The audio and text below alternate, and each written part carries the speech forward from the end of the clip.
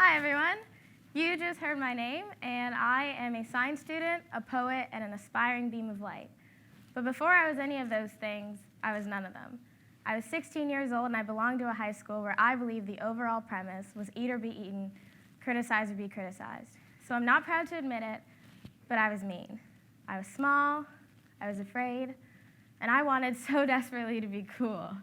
That elusive label that would allow me to walk those high school hallways with my head held high, while crowds of my peers lined the lockers and their whispers dripped with envy rather than criticism. So for longer than I'm proud of, my presence on earth was not a friendly one, and out of fear or self-preservation, I went out of my way to make others feel just as small as I felt. I figured that as long as I was picking on someone, I couldn't be picked on, and for a long time, that was enough for me. But as polarizing as it was, I still felt some strange desire to do good. So when I wasn't being a menace to those who knew me best, I spent time volunteering. And I bounced around from various organizations searching for something that I couldn't quite put into words. I spent time at homeless shelters and daycares and soup kitchens and food banks. But it wasn't until I began actively engaging with seniors at my local nursing home that some never-before-seen part of my heart perked up. Like I was on the brink of something extraordinary, something whole and wide awake, and I didn't know it at the time, but I was. And it was at this nursing home that I met my friend Leonard, who helped me gain an influenced perspective on what time really is and how we view it. You see, Leonard has a very progressed form of dementia that allows me to meet him again for the first time every 5 minutes or so. Over time, I realized how my mood could govern each of our repeated first encounters. If I were distracted or upset, he'd say something along the lines of, "I want to go home. Can I go home? What am I doing here?" And if I were enthusiastic or excited, he would usually begin with, "I don't know whether I'm coming or going, but I think that's okay." Leonard is present. He thinks in it and lives in it, which helped me learn how my presence could influence his life either positively or negatively. The time I spent with Leonard helped me come to grips with just how fragile the future and the past are, and how the only concrete notion of time that we have is the present. How we spend our present moments will influence not only our own lives, but the lives of those we interact with, and it'll set the precedent for generations to come.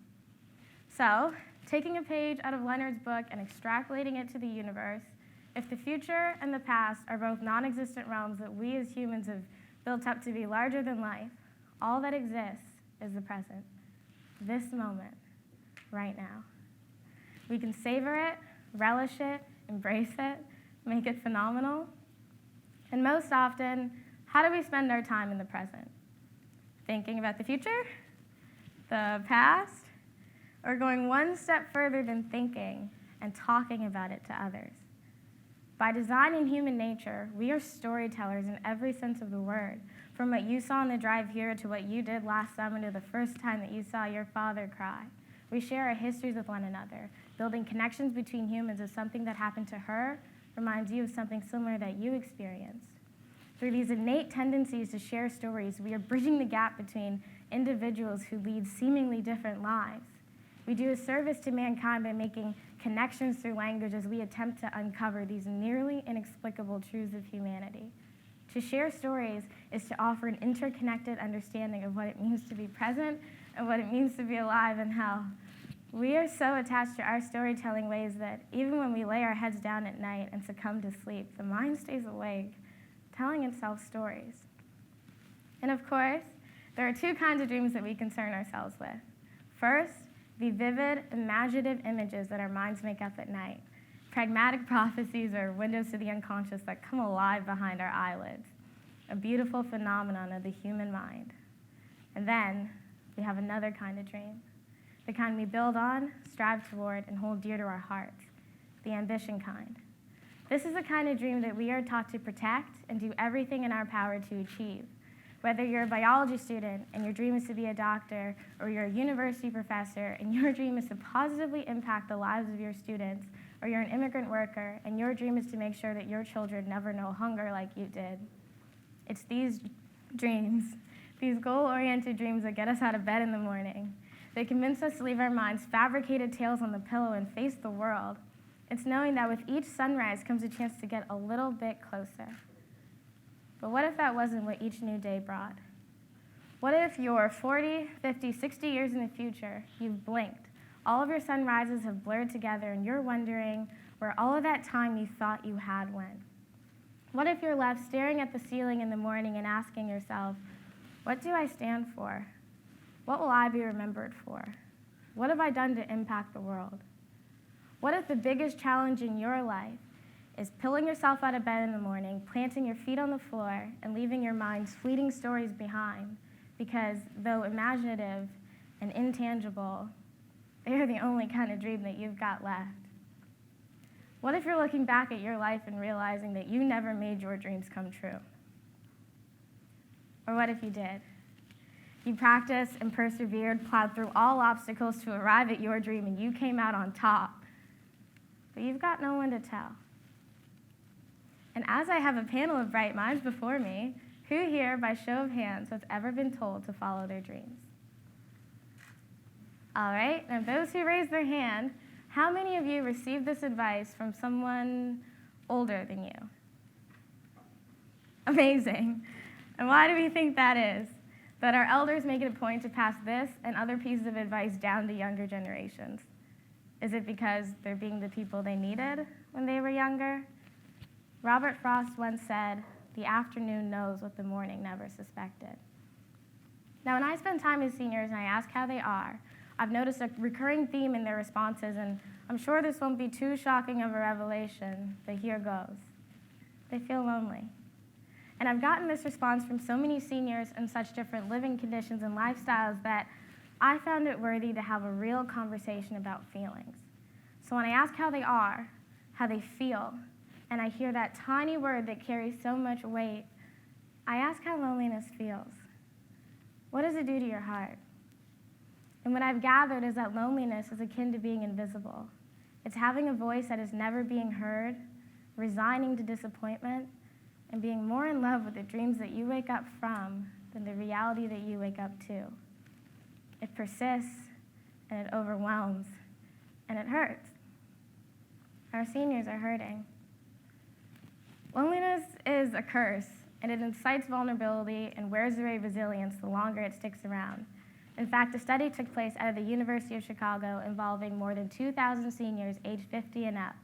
Researchers asked participants to rate how lonely they were on a scale, and they followed who died over the course of 6 years. When compared to the average person in this study, those who reported being lonely had a 14% greater risk of dying. This study also found that the loneliest seniors were almost twice as likely to die than the least lonely. And whether or not an emotional state can lead an individual to their deathbed, it's wildly disheartening that our seniors are feeling isolated and alone during their final years of life. That they have so much to plug into the world, had they only an outlet. It is worthy to view loneliness as a sickness to which we can all be the cure. A threat to health and happiness that we have the power to diminish simply by forming friendships, lending an ear, and playing the part of that long-sought-after outlet that our seniors need. And as these relationships strengthen, the roles between student and teacher, storyteller and listener are interchanged, and you may find yourself becoming a whole new person. Braver, kinder, more in tune with the world, altered in the best ways. Now, when I was 16, I was a smart girl, and I had it in my mind that I needed to be extraordinary, to be worthy of all the sacrifices that had been made in order for me to be on this side of the world. But because fear governed my actions, I was a person you would not like to have met. Forming intergenerational relationships with seniors has ignited in me a spark that has yet to dim, even in the face of fear or newfound challenges. I learned about the immutability of time from Ella when she led me through the story of her life and then asked my age. I told her I was 16, and she smiled before she took my face in her hands and said, "I was 16 once too. Don't blink." Another senior helped me begin to practice true patience, which I still exercise every day, when he spent 10 minutes calling me a worthless colored girl. And Martha, once a little girl with a stutter, recounted a tale of when a nun found comedy in her speech and mimicked her in front of her peers, who then erupted in laughter. Over 70 years later, she still remembered how it felt to be the subject of ridicule that afternoon. At 16, I saw myself in those students and in that nun, and I discovered I didn't want to relate to them anymore. Martha personified the toll that words can take on others. I learned about the importance of ambition from Ed, and Alice taught me how to devalue what the world thought of me, and Ken, my sweet Ken, my troublemaker, showed me every single day what it means to truly be content with yourself. I learned through their anecdotes and histories how to better view and impact the world, and I like to think they learned some things from me too. I'm someone you'd be proud to know, and I was able to become this person through the relationships that I formed with the seniors that I was fortunate enough to befriend. Not only do I see the world differently now, but I'm starting to see my place in it all. And when I first stepped foot in that nursing home, I was this big. I was not nice. Those who knew me thought I was unchangeable. But this morning, I'm 10 feet tall. We are standing at two extremes of the spectrum, and everything that we are looking toward, our seniors are looking back at with an essence of understanding that stems only from hindsight. Where we look forward to an abundance of tomorrows, our seniors are reflecting on their yesterdays, and when prospect meets retrospect, we arrive at enlightenment. What we get when young people and seniors come together is a true illustration of the human condition. Strengthening the bond between young and old, sharing stories and talking truths from one generation to the next is how we better ourselves on an individual level and then collectively throughout our communities. For me, it started at one nursing home, but for others, it could begin anywhere. If you're interested in medicine, try your luck at a geriatrics unit. If you practice religion, strike up a conversation with a senior at the next service. The same goes for basketball games, grocery store lineups, and walks in the park on summer days. This is how we begin to make an impact on the monumental drift between young and old. Jonathan Safran Foer once said, "I regret that it takes a life to learn how to live." There is a gap between generations, between those who have learned how to live and those who have more time to do it. We have the time to be present and proactive and learn from each other.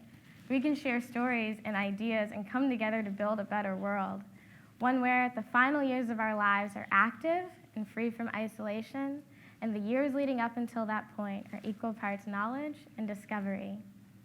We can bridge this gap. We can foster unity and growth and resilience. We can introduce to the world a whole new kind of dream.